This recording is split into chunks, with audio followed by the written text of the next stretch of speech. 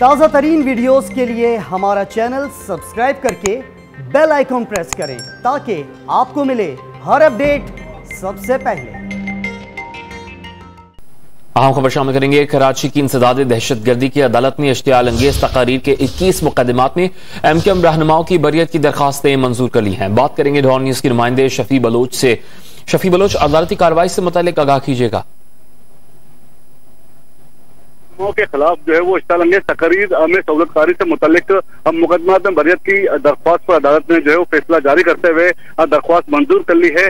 चूंकि अदालत ने अपने फैसले में करार दिया है कि इस्तगासा की जानिब से मुल्ज़िमान के खिलाफ जो है वो इल्जामात साबित नहीं किए जा सके, न ही जो है वो मुतल्लिका अदालतों में मुल्ज़िमान के खिलाफ कोई ठोस सवाल जो है वो जमा कराए गए, जिस पर अदालत ने जो है वो मुल्ज़िमान की जानिब से दायर बरियत की दरख्वास्त जो है वो मंजूर कर ली है।